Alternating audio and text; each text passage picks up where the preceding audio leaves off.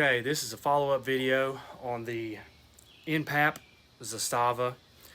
I kind of got caught flat-footed. I didn't know that, honestly, I didn't know the video was going to get that many views, and it's getting kind of difficult for me to answer the questions, so I'm just going to answer all the questions and clear stuff up for you guys. The first thing that keeps coming up is the fact that it doesn't have a bulge trunnion, as you can see right there.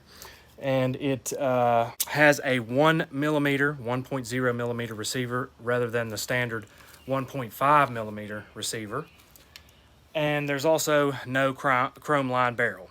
Now there's people out there that are a lot smarter than me on these guns, and I'm by means no expert.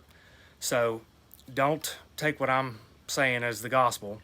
Do your own research and whatnot. But from what I've read and from what other YouTubers have said and from what the dealer told me, the NPAP series was for the civilian market, so they could cut cost.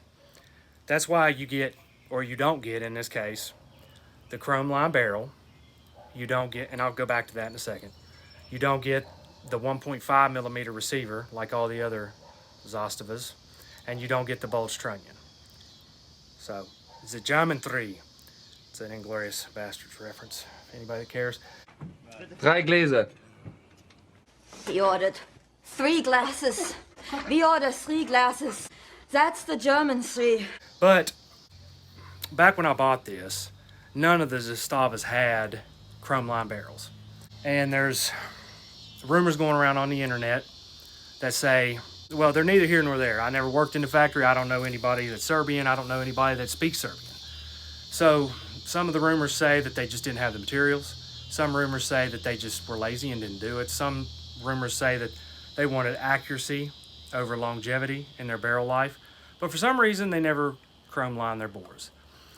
However, now, I believe, because of pressure from the U.S. market and customers and some other things, they started chrome lining their barrels. Now, I'm not sure if they make the NPAP anymore. Like I said, this is from Century Arms. This isn't from Zastava USA. So if you can get an NPAP, it's probably not going to have a chrome line barrel, even though all the other insert letter PAPs have them. That clears up that question.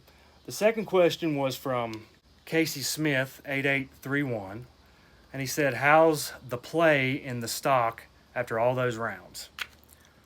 Well, I figured it'd be better for me just to show you. Well, I'll measure it here in a second. But you can see the wiggle here. So, maybe 1/4 of an inch. I'm not too sure. I don't know if I can do this on camera. Yeah, you're probably not getting anything, but just take my word for it. I mean, you see there's not a whole lot of play. When I first got this thing, there was no play in it whatsoever. It was super stiff, and at first I thought it was broken because I thought they bent it inward on assembly, and I was like, oh, here we go again with another Century Arms mistake. But it was just good quality control, wherever it came from. If it came from over there with this on there already, or Century Arms put it on, I'm not sure on the import process. And it was just so tight that you couldn't really move. You couldn't really underfold it either. But after a while, and after thousands and thousands of rounds, it works itself loose. And I've got some offensive lineman friends and some defensive lineman friends that they had some trouble getting it open too, especially with the release lever here. That was really, really stiff. I mean, you had to pretty much brace it on something when I first got it. But they had some trouble, so it wasn't just me. It's just good quality control, I guess, from Century Arms or whoever built it. Once again, I mean, you can barely see it. And it's not like some Wassers that I've seen, unfortunately. Wassers are good guns, but man, I've seen them with an inch or two wobble back here. It's like, you know, how are you even going to hit the target with that thing wobbling like this and that? You won't. Anywho, the third question, this was from real life. I don't even know how in the hell he saw it. He's got eagle eyes, but he was asking me, because he watches my videos, and he said, are you missing a rivet in the rear of your receiver next to the dust cover right here? And I giggled, and as you can see, it goes all the way through. I said, no, that's not a rivet. That, I'm not really sure what it's called, but I know its function. Its function is to give the dust cover some extra support whenever you have an underlug grenade launcher, and the recoil of the grenade launcher, when you're firing it, it's so that the dust cover doesn't fly off or smack the user in the face. And you got to ask yourself, every other AK, Hungarian, Chinese, Russian, Polish, I've never seen that on any other one. It's uniquely a Zastava thing. So you got to kind of ask yourself, what kind of grenades are they shooting that's making the dust cover fly off? Because all the other AKs that I know of, my arsenal doesn't have one. They all have underlug grenade launchers in the military, and they don't have problems with the dust cover flying off. At least I don't think so. So maybe something in the design of the Yugo sent them or made them put these in there. But the reason it's missing is one day I came home from the range. I was halfway paying attention as I took the dust cover off. I was watching TV. Noticed that it came off really easily, which is unique for this gun, because normally you have to apply pressure to both sides. It's like a tension piece. It makes it super annoying, and then you have to take the dust cover off normally. Looked down, piece was gone. I looked around in my bag, in my case, in the floor, wasn't anywhere to be found.